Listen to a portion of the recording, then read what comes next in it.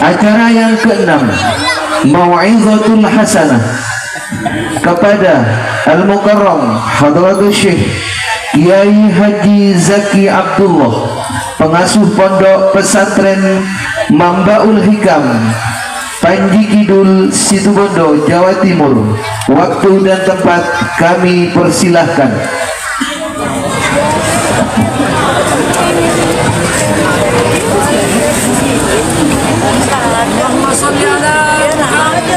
Allah sholli alaihi.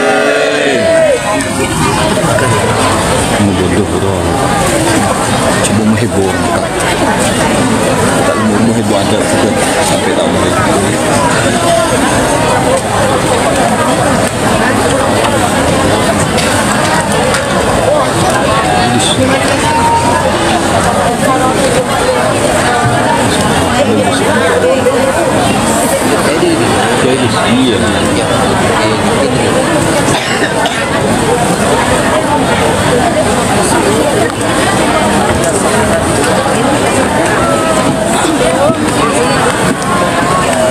Iya.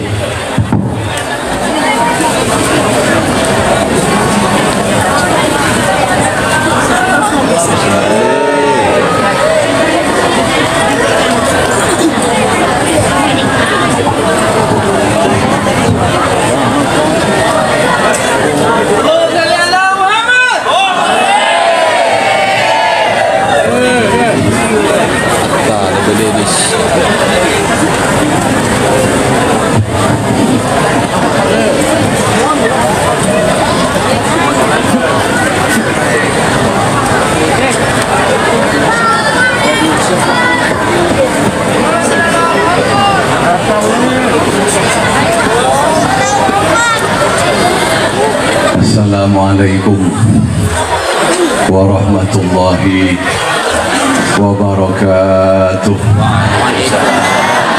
Bismillahirrahmanirrahim. Alhamdulillahi rabbil alamin. Wa bihi nasta'inu ala umuri dunya waddin. Wa sallallahu wa sallama wa baraka ala nabiyyina wa syafi'ina wa maulana Muhammad wa alihi wa sahbihi والتابعين أجمعين. أما بعد، أصحاب الفضيلة حضرة المشايخ, para kiai, para tokoh masyarakat,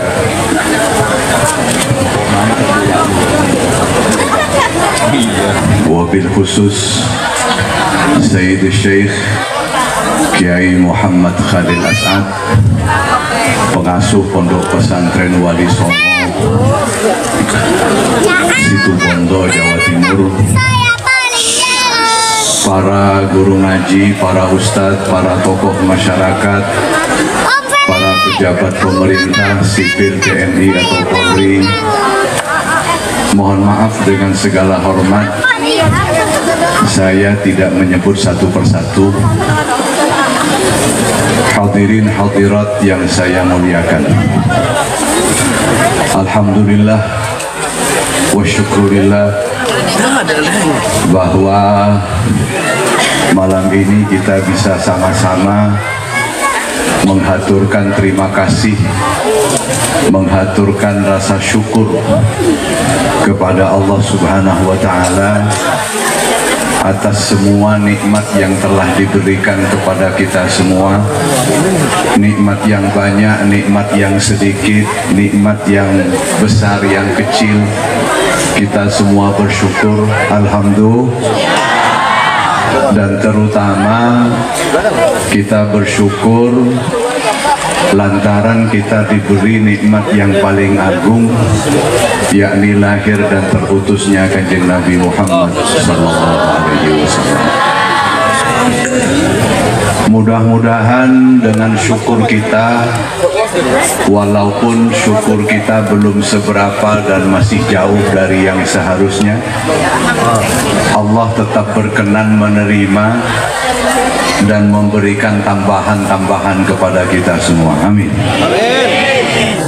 Mudah-mudahan terutama untuk pondok pesantren di sini, dan seluruh pondok-pondok pesantren, lembaga-lembaga pendidikan dimanapun yang ikut mengantarkan kita semua, mendidik anak-anak kita semua untuk menjadi orang-orang yang benar nyambung dengan Allah, dengan Rasulullah, yang benar-benar nyambung dengan agama. Mudah-mudahan semua lembaga-lembaga pendidikan ini Allah berikan kejayaan ila yaumil qiyamah. Amin.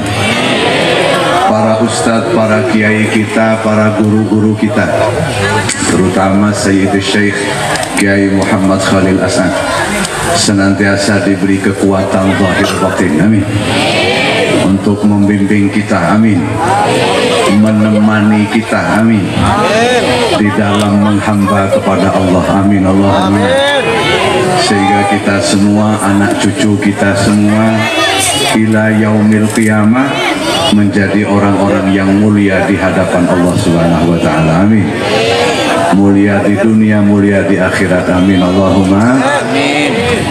Bapak-bapak, ibu-ibu yang saya muliakan, amin. Sebelum saya menyampaikan beberapa hal, ini merupakan malam ini merupakan rangkaian terakhir dari serangkaian safari maulid yang telah dilakukan sejak Selasa yang lalu. Jadi 1 minggu sudah. Jadi mulai dari awal sampai malam ini kita doakan, mudah-mudahan kesemuanya diterima oleh Allah Subhanahu wa taala. Mudah-mudahan peringatan-peringatan maulid terutama yang kita ikuti bersama beliau, mudah-mudahan kesemuanya membawa sebanyak-banyaknya kebaikan untuk sebanyak-banyaknya orang, amin. Semua panitia, semua penyelenggara, semua yang terlibat langsung maupun tidak langsung, mudah-mudahan diberikan balasan yang lebih baik oleh Allah Subhanahu wa taala. Fitini wa dunya wal akhirah, amin. Terutama kepada teman-teman yang telah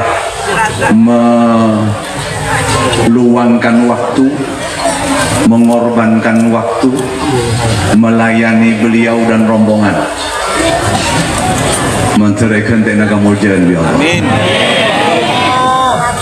Saya selain berterima kasih tentu juga ingin atas nama anggota rombongan, selain berterima kasih, saya juga pasti harus meminta maaf karena bagaimanapun telah merepotkan banyak orang. Tapi sekali lagi, repot tak saja orang, kerepotan banyak orang ini mudah-mudahan diganti yang lebih baik oleh Allah Subhanahu wa taala. Dan insya Allah mudah-mudahan umur kita panjang, diridhoi oleh Allah Subhanahu wa taala. Tahun depan, tahun-tahun yang akan datang kita akan maulid-maulid lagi, amin. Malah kalau kita mulai sekarang sudah punya niat, apalagi sampai ada beberapa teman katanya mulai nabung untuk penyelenggaraan peringatan maulid, maka setiap hari teman-teman akan mendapatkan pahala mensyukuri kelahiran keterutusan Kanjeng Nabi Muhammad sallallahu alaihi wasallam. Inilah salah satu yang kita syukuri dari kelahiran Kanjeng Nabi. Kanjeng Nabi lahir menjadi nabi, menjadi utusan, membawa ajaran-ajaran yang kalau kita amalkan, yang kalau kita kerjakan sekecil apapun, itu pasti dihargai oleh Allah Subhanahu wa taala. Pasti dihargai, sekecil apapun. Dan ini tidak ada pekerjaan apapun dari kita sepanjang memang tidak dilarang oleh agama. Apapun pekerjaan kita, apapun yang kita lakukan, apapun yang menjadi aktivitas kita, apalagi itu memang rutin kita lakukan, sepanjang bukan sesuatu yang diharamkan oleh agama, maka kita bisa meniati dengan sebanyak-banyaknya niat. Satu pekerjaan niatnya 10, Allah kasih kita 10. Satu perbuatan niatnya sampai 100, Allah kasih kita 100. Inilah istimewanya ajaran Rasul Sallallahu Alaihi Wasallam. Satu perbuatan kita makan misalnya, niatnya bukan cuma untuk menghilangkan lapar, niatnya karena misalnya dimubahkan oleh Allah, seandainya haram kita tidak akan makan, satu niat. Lalu ditambah dengan niat untuk menambah kekuatan, menjaga kesehatan fisik, termasuk juga menjaga kesehatan rohani. 2 niat sudah. Kalau ditambah lagi untuk misalnya bekal kita, kalau sehat nanti bisa kita melakukan ibadah-ibadah kepada Allah, penghambaan kepada Allah, tambah lagi niat. Kalau kita misalnya diikutkan pula niat supaya nanti dijauhkan oleh Allah dari semua yang berbahaya, tambah 4 sudah. Semakin banyak niat yang kita lakukan di dalam walaupun satu perbuatan, maka sebanyak niat itulah Allah akan memberi kepada kita semua. Alhamdulillah. Alhamdulillah. Dan kalau tidak ada Rasulullah tidak bisa. Kenapa di dalam surat Al-Ikhlas Allah menyatakan Qul huwallahu ahad? Kenapa kok tidak langsung huwallahu ahad? Kenapa pakai qul? Itu artinya para bapak, para ibu yang saya muliakan, bahwa kita punya ketergantungan yang sangat-sangat luar biasa besar kepada Kanjeng Nabi. Qul, katakan Muhammad, sampaikan wahai Muhammad, ajarkan wahai Muhammad. Huwallahu ahad, Allah itu maha tunggal, maha esa. Bukan 2, bukan 3, bukan 4, bukan, satu tunggal esa.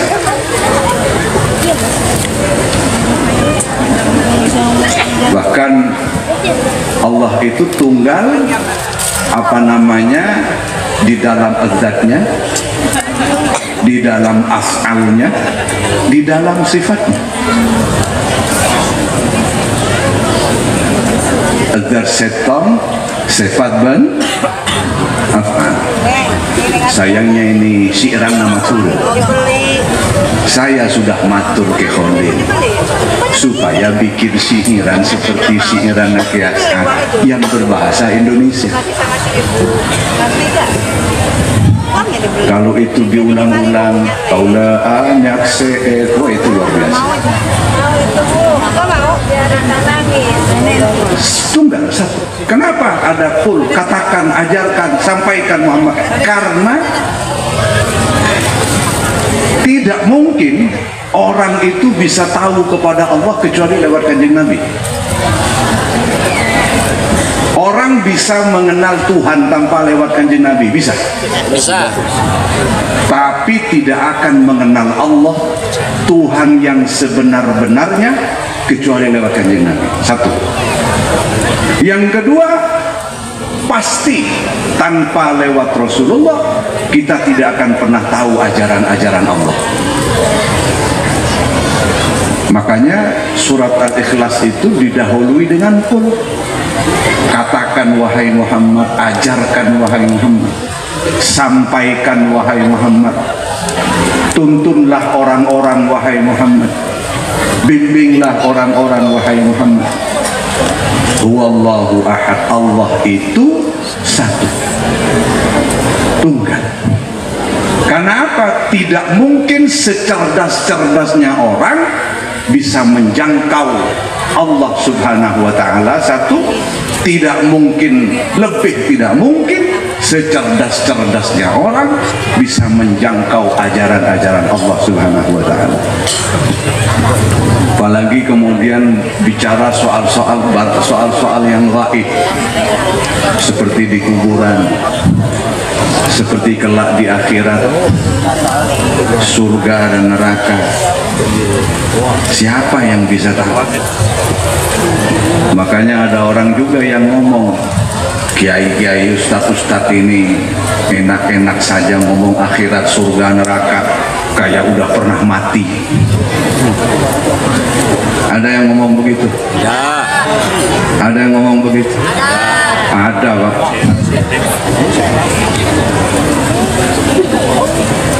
Orang itu untuk percaya bahwa di Mekah ada Baitullah tidak harus sampai ke Mekah. Betul betul? Betul.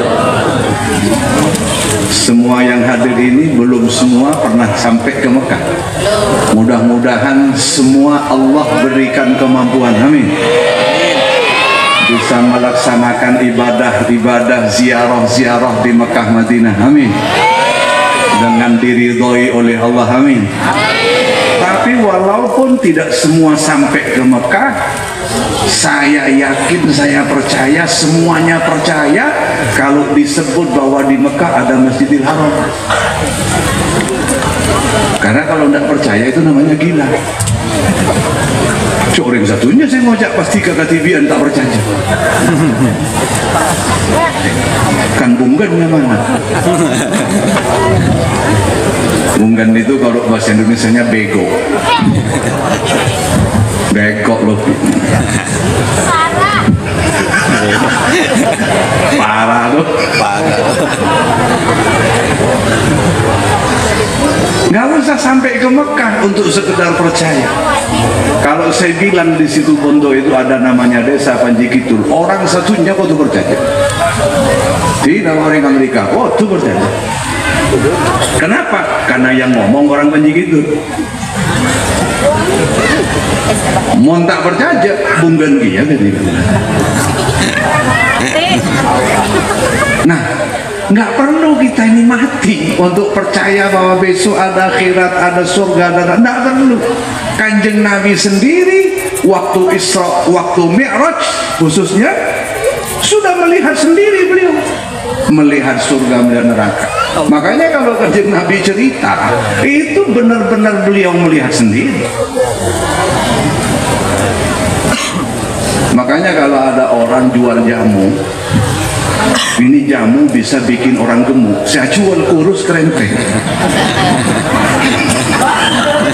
Nggak meyakinkan, nggak meyakinkan Bang.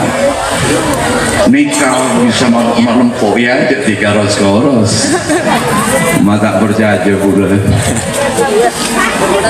Atau ini jamu bisa bikin orang langsing, sementara saya jual lempok itu makaron. Kan ngocak saya mendia. Ya macik lecek ketiga. Ini kalau ada yang tidak paham juga tidak apa-apa, kan ini tidak penting, tidak penting. Kalau ada yang ketawa, ikut saja ketawa sudah. Ikut saja ketawa. Kalau ditanya emang situ paham kok ketawa? Ketawa partisipasi.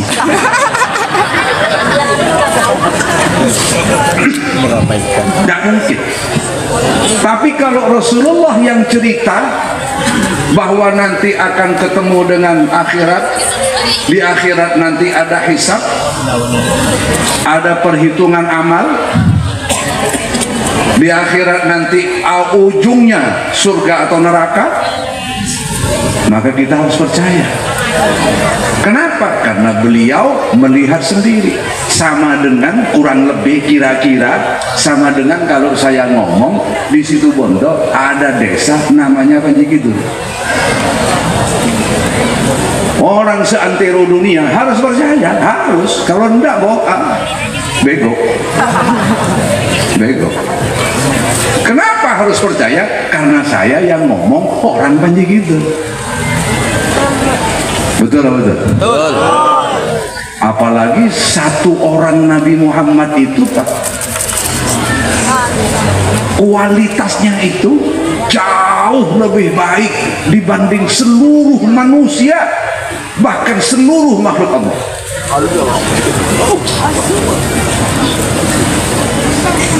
Makanya ada satu ayat, am yahsudunan nasa ala ma atahumullahu min fadlih. Apakah orang-orang ahlu kitab itu mempunyai kedengkian? Orang Jakarta kalau menyebut dengki sirik. Apakah orang-orang ahli kitab itu sirik kepada an-nasah manusia? Yang dimaksud siapa ini? Nabi Muhammad. An-nas di sini yang dimaksud kata ulama tafsir Sayyidina Muhammad. Kenapa digambarkan dengan lafaz an-nas seluruh manusia? Karena satu orang Nabi Muhammad kualitasnya, kapasitasnya jauh melebihi seluruh manusia, bahkan seluruh makhluk Allah. Sejak Sayyidina Adam sampai kelak kiamat.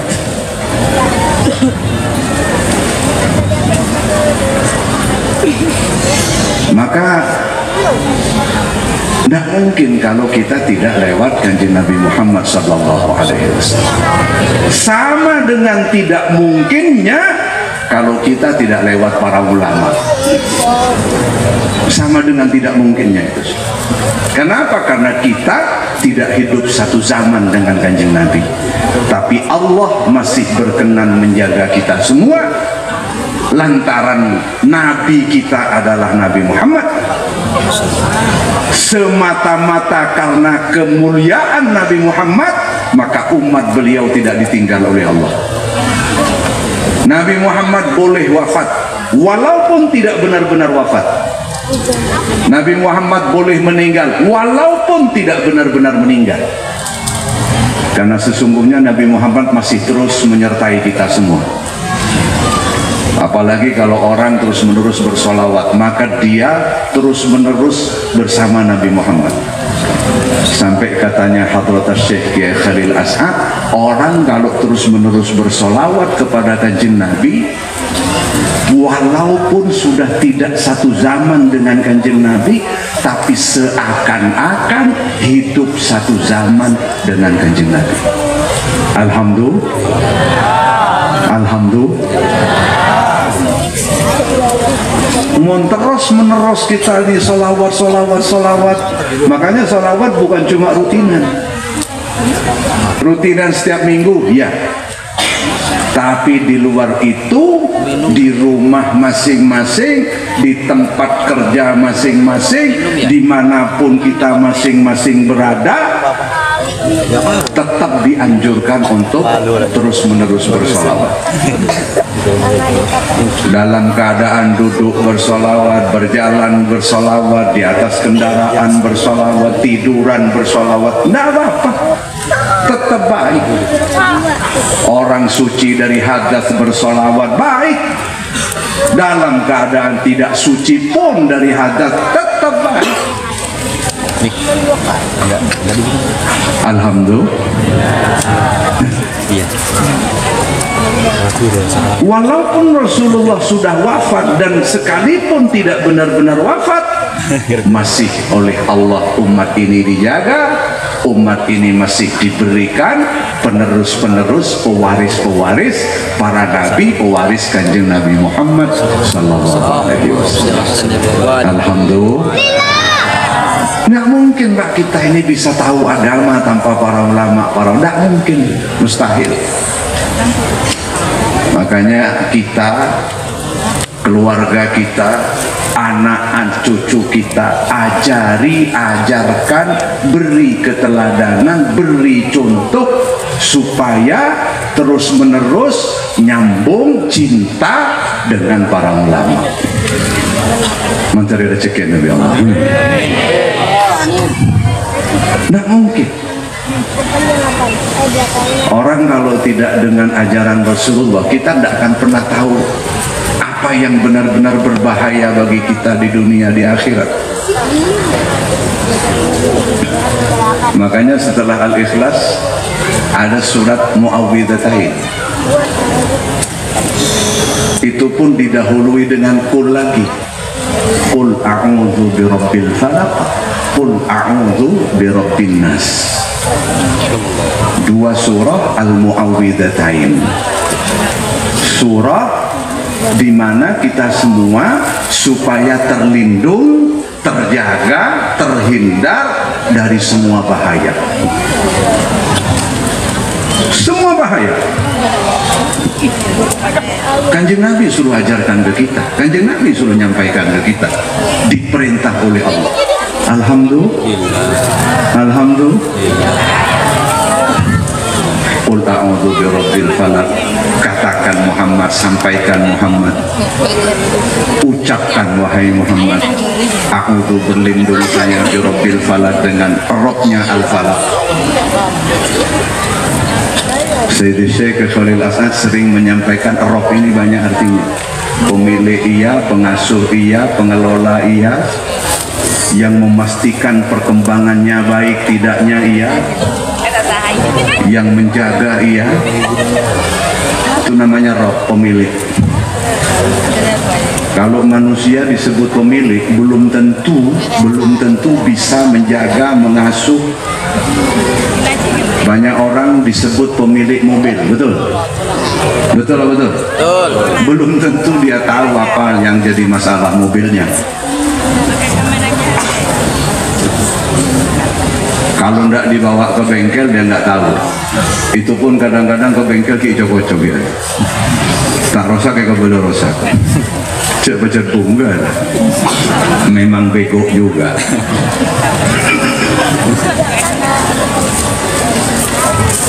Min syarri ma khalaq.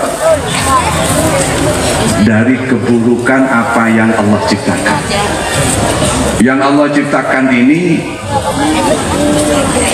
tidak semuanya buruk, iya, tapi pasti ada buruknya. Selain positif pasti ada negatifnya. Makanya kita minta perlindungan kepada Allah Subhanahu.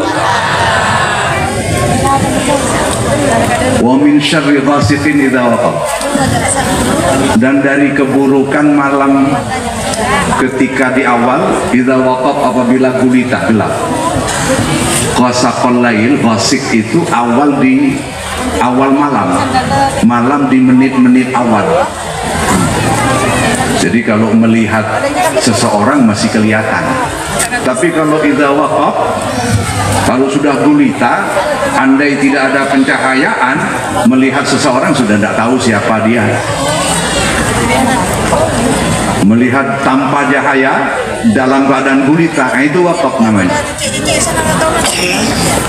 Semua tidak jelek, iya, tapi biasanya malam itu ketika sudah gulita, tidak semuanya jelek, iya, tidak semuanya buruk, iya, tapi biasanya yang namanya keburukan-keburukan itu terjadi pada malam ketika gelap. Lihat catatan kejahatan di seluruh belahan dunia, catatan kejahatan dimanapun, yang namanya pembunuhan, pencurian, perampokan, pemerkosaan, kekerasan, pasti rata-rata di malam hari. Siang tidak ada kejahatan, ada, tapi kalau dibanding ketika malam hari tidak ada apa-apanya. Semua catatan kejahatan. Makanya kalau kita tidak minta perlindungan kepada Allah, Allah tidak lindungi kita, bisa jadi korban kejahatan. Dan lebih bahaya lagi kalau menjadi pelaku kejahatan.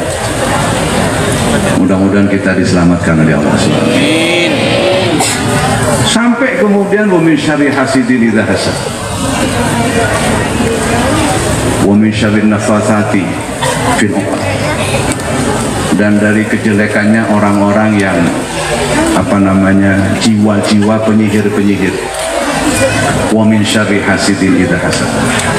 Dan dari kejelekannya orang yang dengki idza hasad, apabila manakala hasad melampiaskan kedengkiannya, mewujudkan kedengkiannya. Orang punya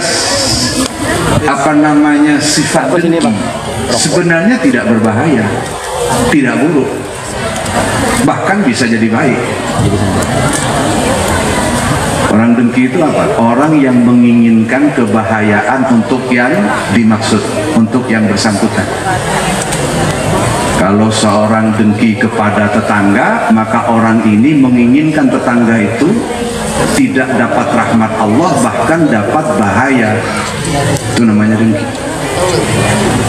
Sebenarnya tidak buruk kalau tidak melampiaskan kedengkiannya, tidak mewujudkan kedengkiannya. Makanya kalau kita misalnya diuji oleh Allah, hati kita punya kedengkian kepada orang lain, jangan dilampiaskan, jangan diwujudkan, dilawan. Caranya salah satunya dengan mendoakan orang tersebut agar terus-menerus diberi rahmat oleh Allah Subhanahu wa Ta'ala. Kalau saya mendengki kepada seseorang, maka saya mendoakan kepada Allah di dalam hati saya, tanpa orang lain tahu, tanpa siapapun tahu, yang tahu cuma Allah. Ya Allah, orang tersebut, saya sebenarnya dengki kepada orang tersebut, saya sirik sebenarnya sama orang tersebut, tapi saya mohon Engkau beri dia rahmat-Mu, Engkau beri dia ampunan-Mu, Engkau beri dia semua yang dibutuhkan, Engkau jaga dia, Engkau lindungi dia. Maka kalau seperti itu, para bapak, para ibu yang saya muliakan, kita bakal dapat pahala. Amin. Pahala yang namanya melawan hawa nafsu, melawan, berjuang, berperang dengan diri sendiri. Itu yang disebut jihadun nafsi, melawan diri sendiri.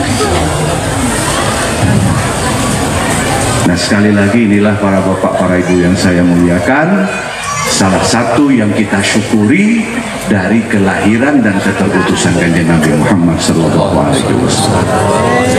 Bapak-bapak, ibu-ibu yang saya muliakan, saya akhiri apa yang bisa saya sampaikan. Mudah-mudahan sekali lagi kesemuanya diterima oleh Allah Subhanahu wa Ta'ala. Dan teman-teman Cakanca yang sudah meluangkan waktu, menghabiskan waktu ngalatinin beliau, ngalatinin rombongan beliau, materi kentekna seraja. Amin, amin.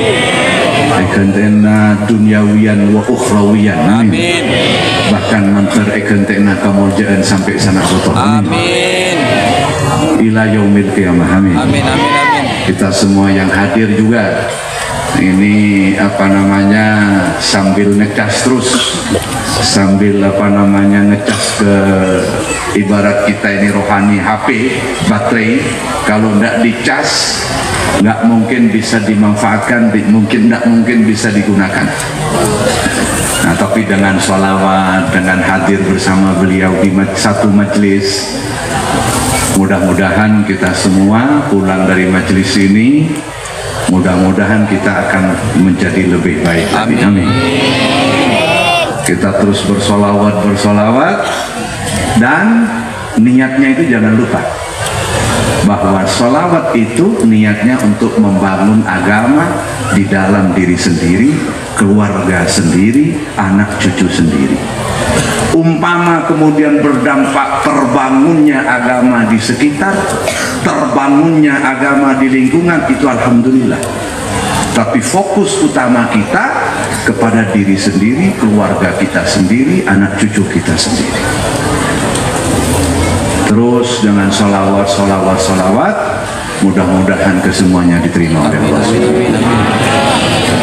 Kurang lebihnya mohon maaf dan terima kasih. Wallahul muwaffiq ila aqwamit thariq. Wassalamualaikum warahmatullahi wabarakatuh.